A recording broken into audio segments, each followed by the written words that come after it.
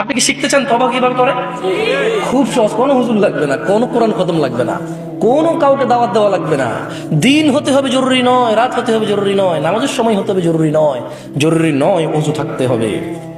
তওবা এখন এখানে করা যায়। মানে রিটার্ন, মানে কি রিটার্ন মানে ফিরে আসা। ধরেন একটা লোক জিনা করে, সে বলে যে না আস্তাগফিরুল্লাহ, আল্লাহ আমাকে ক্ষমা করুন, আমি আর জিনা করবো না। এই লোক তওবা করেছে। লোক কি করেছে? এরপরে সে যে তওবা করেছে এটা প্রমাণ হবে কিভাবে? সে যদি আর কোনোদিন আল্লাহকে ভয় করে জিনা না করে। বুঝে আসছে না? আসেনি?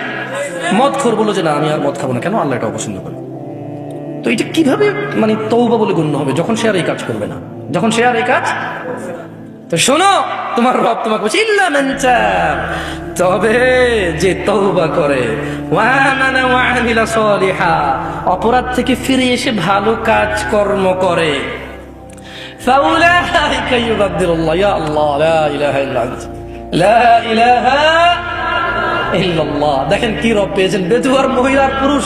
কোরআনটা পড়ো, দেখো কি পেয়েছো। কার থেকে দূরে?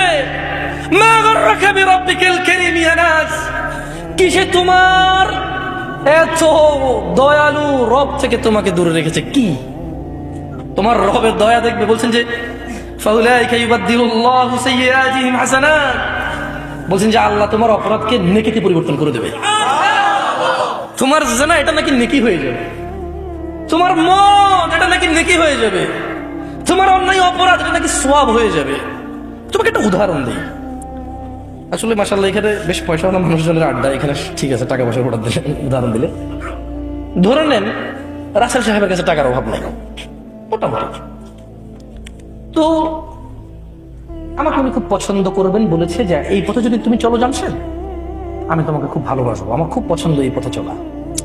তো ধরে নেন আমি বিপথে চলি, উনি আমাকে পছন্দ করে, কেন হইতে পারে না? কিছু মানুষকে এমনি ভালোবাসে না, অনেকে জিজ্ঞেস করে তুই কি পাইছিস বেটা, এটা নষ্ট, ঠিক না? ঠিক কিনা? যার হৃদয়ে আল্লাহ যার জন্য ভালোবাসা দেয়। আমি খুব উল্টাপাল্টা চলাফেরা করার পরে একদিন ধরেন কোন একটা কাজ, জায়গা জমি সব বিক্রি করে একটা ভিসার ব্যবসা শুরু করছি। আর যে লোকের সাথে শুরু করছি ওই লোক আমার সমস্ত টাকা পয়সা যা আমাকে দিয়েছে সবগুলো ধরেন 10 লাখ টাকা জাল টাকা দিয়েছে। কয় লাখ টাকা জাল টাকা দিয়েছে? 10 লাখ।